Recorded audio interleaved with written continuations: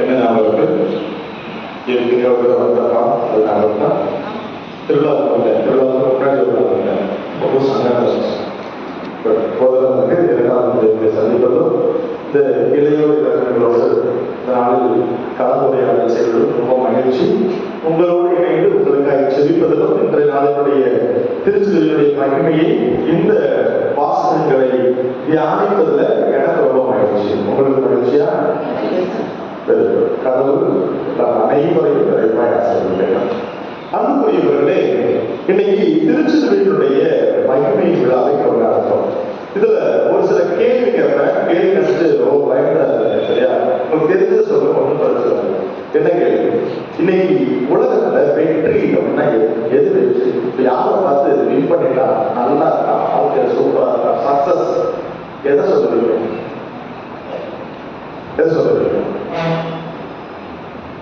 நம்ம கஷ்டப்படுறோம், அவன் நல்லா இருக்கான், எது வெற்றி நினைக்கிறீங்க? பணக்காரா இருக்கணும். Very good. பணக்காரா இருந்தா வெற்றி. கார் வாங்கிட்டான், பைக் வாங்கிட்டான், பங்களா வாங்கிட்டான், இல்ல கலர்லதான் வீடு, பெரியவங்க வெற்றி இல்லையா?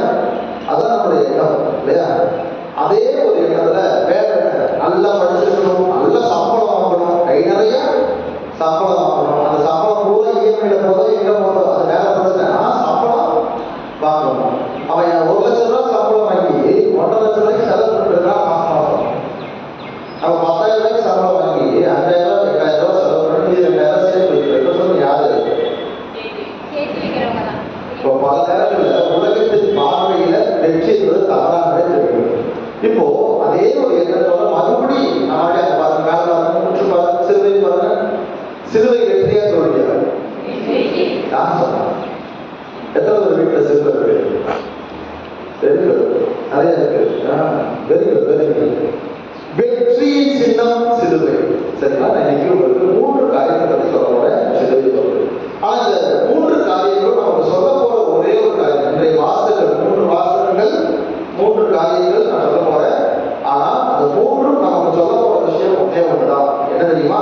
நான் இப்ப கேட்டேன் இல்லையா, வெற்றி நம்முடைய எண்ணம் எப்படி இருக்கிறது, உலகத்தில் பார்வை. அப்போ நான் எப்படி ஒரு விஷயத்தை பார்க்கிறேன், சாமி எப்படி ஒரு விஷயத்தை பார்க்கிறேன், அது மட்டும்தான் நீங்க நம்ம கத்துக்க போறோம்.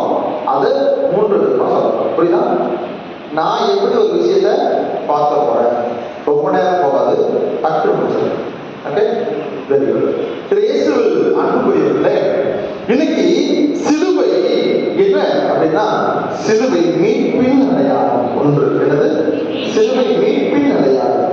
2வது சிலுவை ஆண்டவருடைய கடவுளுடைய அன்பின் அடையாளம். 2வது அன்பின் அடையாளம். ஆண்டவர் இயேசு அடைந்த வெற்றியின் அடையாளம் சிலுவை. இது 3 தான் நம்ம பார்க்கிறோம். 1, 2, 3.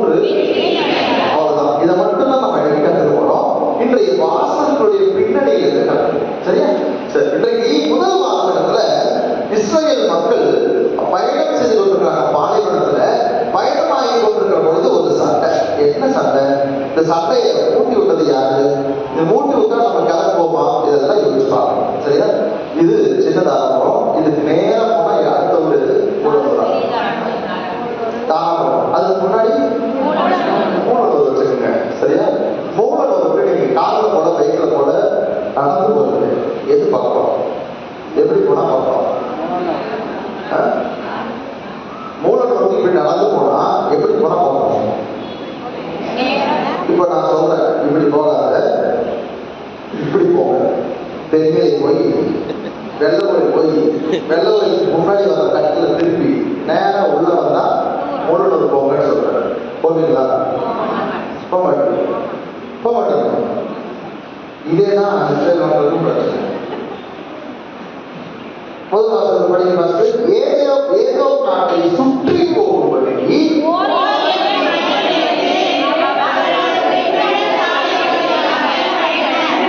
நம்ம எங்க போறோம்? மூலனூர் போறோம்.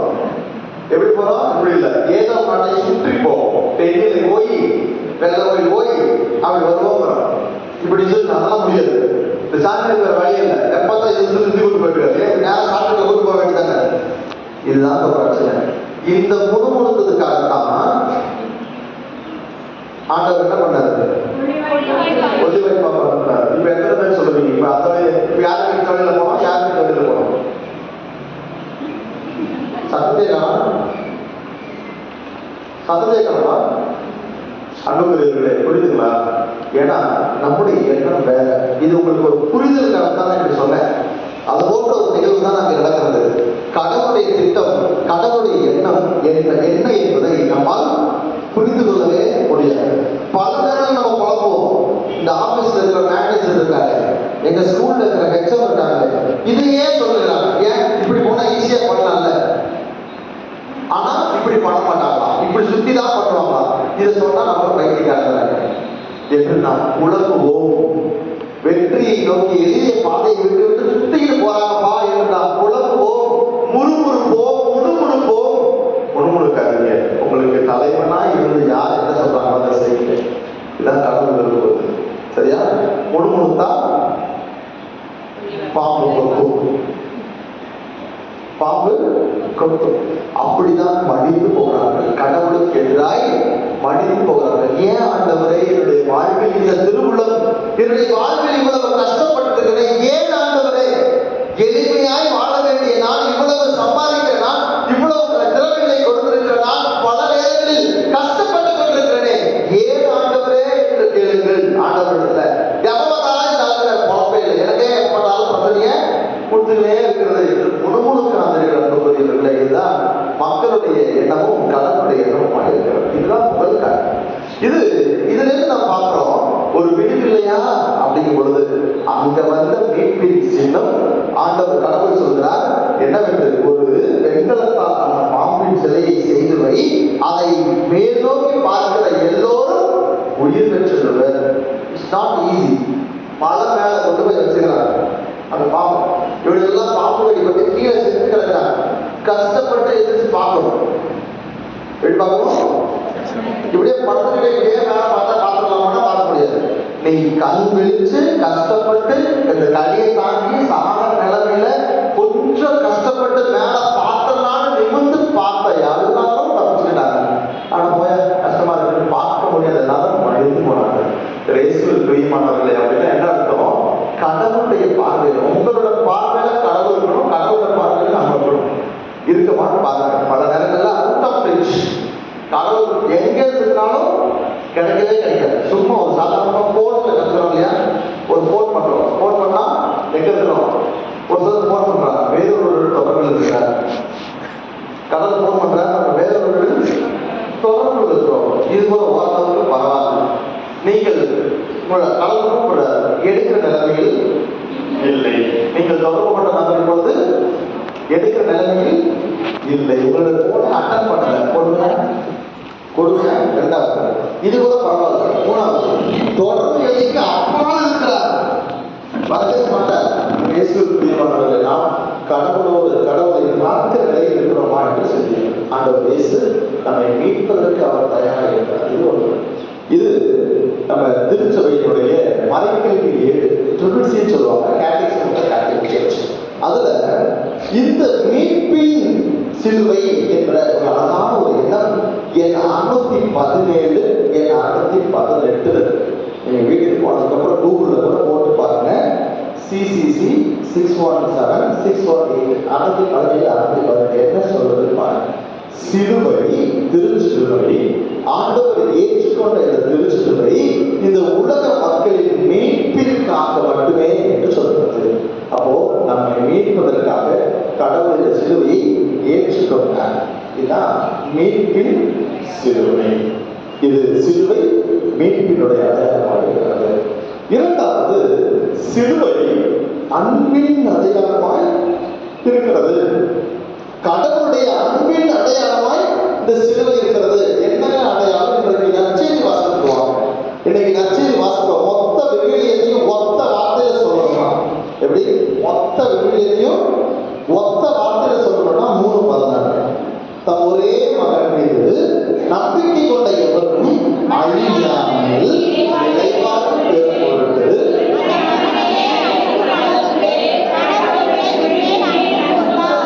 மொத்த வார்த்தை இதான். மொத்த பைபிள் இதான். மொத்த பைபிள் ஒத்த வார்த்தையில சொல்லணும்னா இதான். கடவுள் மீது அன்பு கொண்ட நம்பிக்கை கொண்டார்.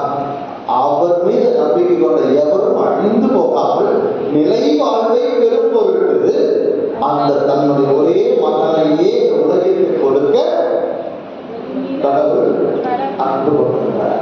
சரி, எனக்கு ஒரு பிரச்சனை, நான் சாக போறேன், நாளைக்கு சாக போறேன், ஒரு அபராதம் சாக போறேன், சரியா? உங்க பையனை கொண்டு நம்ம பையனை கொண்டா நான் காப்பாற்றலாம். எத்தனை பேர் ரெடியா இருக்கீங்க? உங்க பையனையோ உங்க பொண்ணையோ கொண்டா என்ன காப்பாற்றுறாரு? ஏன் இந்த ஊரே காப்பாற்றுறாரு? எத்தனை பேர் ரெடியா இருக்கீங்க? எத்தனை பேர் ரெடியா இருக்கு? பணமா போட்டு கிளம்பிட்டாங்க. போனா நமக்கு வேலை கேட்காது. பாப்பா போட்டு வெளில போயிடுவோம். பிரசனை வேலை பார்த்தா போயிட்டு இருக்காங்க. நம்ம பாப்பா போட்டு கிளம்பிட்டாங்க. அனுப்புற நினைச்சு பாருங்க. எத்தனை பேருக்கு அதாவது ஒருத்தர் ஒரு பேச்சுக்காக ஒருத்தர் இப்ப புரியுதா அவங்களுக்கு? கடவுள் எனக்கு விட்டுவிடாங்க. கடவுள் மொத்தத்தையும் கொடுக்க கடவுள் நிலையில் விளங்கிய அவர், எனக்கு இரண்டாம் வாசகம் கடவுள் நிலையில் விளங்கிய அவர் தன்னுடைய நிலையை வலிந்து வற்றி கொண்டிருக்க வேண்டியதற்காக கருதவில்லை. அர்த்தம், கஷ்டப்படலாம் புரிஞ்சுக்கணும்னு அவசியம் இல்லை. அவ்வளவுதான் வருவாங்க. வலிந்து வற்றி கொண்டிருக்க வேண்டியதற்காக கருதவில்லை. ஒரே வார்த்தை, அவ்வளவு வார்த்தை. வலிந்து வற்றி கொண்டிருக்க வேண்டியது ஒன்றாக கருதவில்லை. சொல்லுங்க, கஷ்டப்படலாம் இழுத்து புடிச்சுக்கணும்னு அவசியம் இல்லை. அவரும் கடவுள், அவ்வளவுதான். மேல இருந்து கூட்டு கீழே போகிறார், மனித நிலைக்கு வருகிறார். இங்கே வந்ததோடு நிற்கிற சாவை ஏற்கணும். சரி, போ, ஏற்றுக்கிறார். சிலுவை சாவை ஏற்றுக்கிறேன், ஏற்றுக்கொள்கிறார். இயேசுவில் பிரியமானவர்கள், அது கடவுள் அன்று. திருச்சபை மறைக்கல்வி 7, அதேதான். CCC 604, 609, 609. அதில் இதுவரைக்கும் நான் வழங்கப்பட்டது பைபிள் கோட்டு தான். டக்குன்னு சொன்னீங்கன்னா டக்குன்னு பைபிள் எடுத்து படிச்சுடுவோம். நீங்கன்னா புதுசாக திருச்சபை மறைக்கல்வி எடுக்கிறீங்க, ஆறு நோட் பண்ணிட்டு இருக்காரு. இவன் கரெக்டாக தான் சொல்றான். அப்புறம் போய் பார்த்து படிச்சு தம்பி நீ கரெக்டாக தான்ப்பா சொன்னேன் சொல்லுவாரு. இயேசுவில் பிரியமானவர்களே, ஏன் இந்த இயேசுகள் ஏற்றுக்கொண்டாங்கன்னா கடவுளுடைய திட்டம் இது. கடவுளுடைய திட்டம் நம் அனைவருடைய மீட்பிற்காக ஆண்டவர் சிலுவை ஏற்றுக்கொள்ள வேண்டும் என்பதற்காக, கடவுளுடைய திட்டத்தை நிறைவேற்றுவதற்காக முழு மனதோடு, எப்படி முழு மனதோடு ஆண்டவர் இயேசு சிலுவையை தழுவி கொண்டார் அப்படின்னு நினைச்சு பாருங்க. கடவுள் மீது கொண்டிருக்கிறார்கள், நம் மீது கொண்டிருக்கிறார்கள். இந்த அன்பை வெளிப்படுத்துவதற்காக இந்த சிலுவை நமக்கு ஒரு அழகான ஒரு கதையை சொல்கிறது. சிலுவை கடவுளுடைய அன்பின் அடையாளம். இன்னைக்கு இந்த சிலுவை நமக்கு அன்பை பற்றி என்ன சொல்றது அப்படின்னா, நாம் கடவுளை அன்பு செய்யணும். இது கேட்டிருப்பீங்க இல்லையா? நேர்கோடு, குறுக்கு கோடு இல்லையா? சிலுவையில 2 கோடு, ஒண்ணு நேர்கோடு, இன்னொன்று குறுக்கோடு. நேர்கோடு எதை குறிக்கிறது? கடவுளை அன்பு செய்வதை அப்படின்னு எடுத்துக்கிறது. குறுக்கு கோடு எதை குறிக்கிறது? நம்முடைய அயலாரை அன்பு செய்வதை குறிக்கிறது. புரியுதா? புதுசாக கேட்குறீங்களோ? கேட்டுருக்கீங்களா? இன்னும் புதுசாக கேட்கற மாதிரியே பாருக்கிறீங்க. மாதம் சொல்லிக்கிறாரா? அவங்க அப்படிதான் நிறைய பேசுவாங்க. நீங்க அப்படி புதுசாக கேட்கற மாதிரியே கேட்கணும். அப்போதான் அவங்க ரொம்ப சந்தோஷமா பேச பண்ணுவாங்க. நீங்க எவ்வளவு பேர் தெரியும், எனக்கு நல்லாவே தெரியும். நேர்கோடு, குறுக்கு கோடு, ரைட்டா? நேர்கோடு இறைவனை அன்பு செய்யுது. குறுக்கு கோடு எதை குறிக்கிறது? எல்லாம் மற்ற அயலாரை அன்பு செய்யுது. இப்ப ரெண்டு எது உயர்ந்தது? எந்த கோடு? விதை கோடு. நேர்கோடு விதை கோடு. குறுக்கு கோடு அயலாரை அன்பு செய்து சின்ன கோடு. ஃபர்ஸ்ட் கடவுள் தான் அன்பு செய்யணும். பெரிய கோடு கடவுள், சின்ன கோடு அயலாரை. அப்ப அப்படி நினைக்கிறீங்க?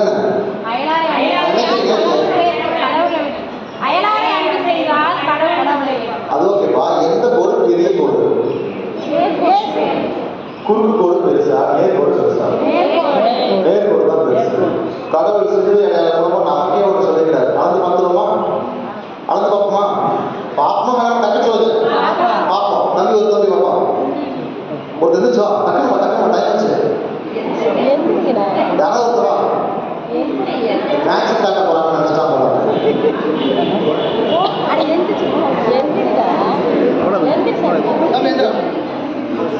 நீங்களே எனக்கு வேணாம் போகிறேன்.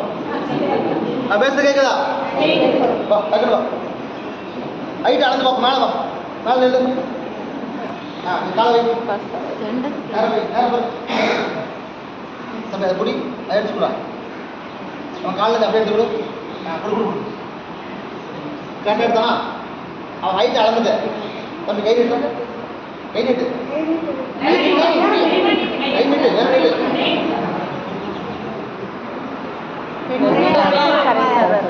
ஒரே அளவா? தம்பி தேங்க்ஸ்.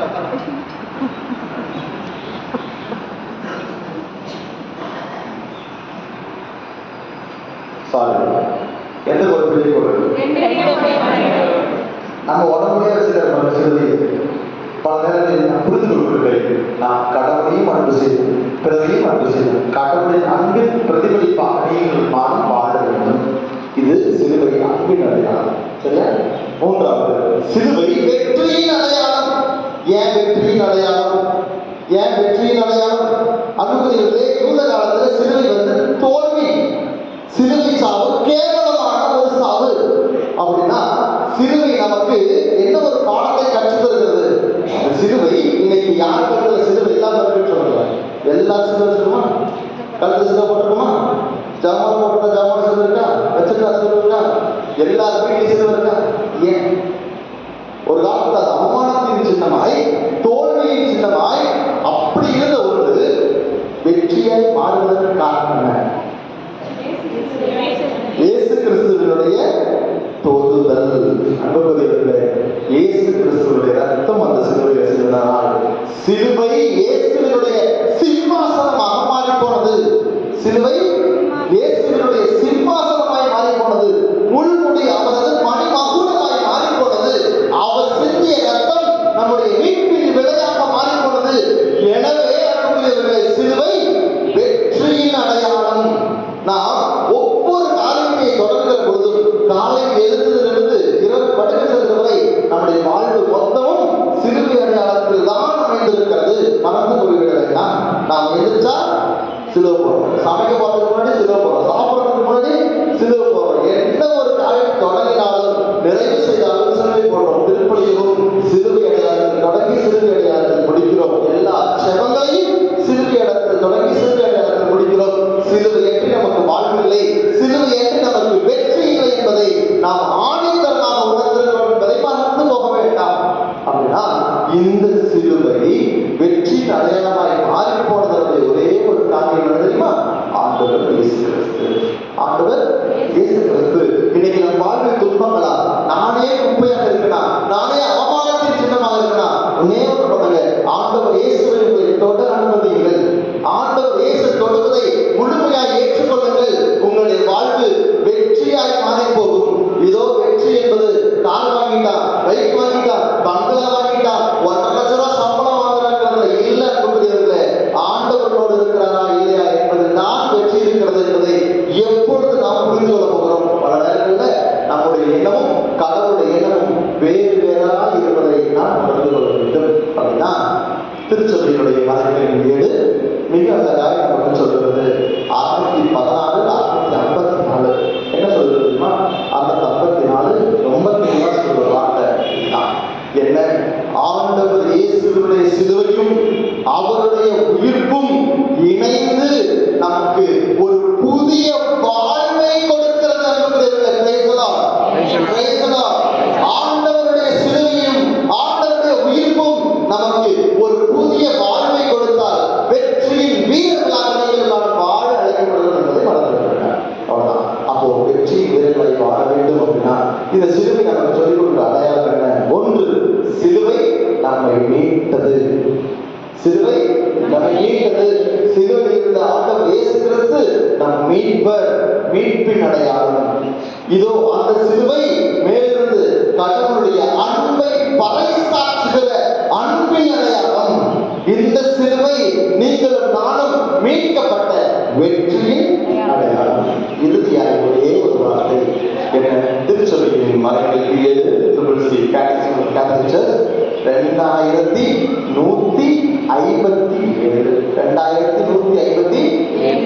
2157 என்ன சொல்றது தெரியுமா? நீங்களும் நானும் நீங்களும் நானும் எப்பொழுதெல்லாம் சிலுவை அடையாளம் வரைகிறோமோ அப்பொழுதெல்லாம் ஆண்டவருடைய மீட்பின் செயலை மனதார ஒரு கிறிஸ்தவனாக அறிவிக்கிறோம் என்று சொல்றது. எத்தனை பேர் அறிவிக்க தயாரா இருக்கிறோம்? பல நேரத்துல சிலுவை அடையாளம் சும்மா கடனமே போட்டுவிடுறோம். சிலுவை அடையாளத்தை வரைகிற பொழுதெல்லாம் சிலுவை மீட்பின் அடையாளம், சிலுவை அன்பின் அடையாளம், சிலுவை வெற்றியின் அடையாளம், நாம் பெற்ற வெற்றி, சிலுவையின் வெற்றி என்பதை உணர்ந்து வாழ அழைக்கப்படுகிறோம் என்பதை உணர்ந்து தொடர்ந்திருக்கிற திருப்பலியில சிலுவையினுடைய மகிமையை உணர்ந்து கொள்வோம். சிலுவையை என்னாலும் போற்றுவோம். நம் வாழ்வு துன்பம் என்ற சிலுவை என்று நினைத்து விடாதீர்கள். வெற்றி என்ற சிலுவை ஆண்டவர் இயேசுவார் என்பதை மறந்துவிட வேண்டாம். அருளரசு அழகா ஒரு ஜெபம் சொல்லுவாங்க. இறைவா, நான் தூசியிலும் தூசி, துரும்பிலும் துரும்பு, நீர் என்னில் செயல்பட்டால் நான் வல்லமையுள்ள கருவியாக மாறுவேன். சொல்லுங்க, இறைவா, நான் தூசியிலும் தூசி, துரும்பிலும் துரும்பு, நீர் என்னில் செயல்பட்டால்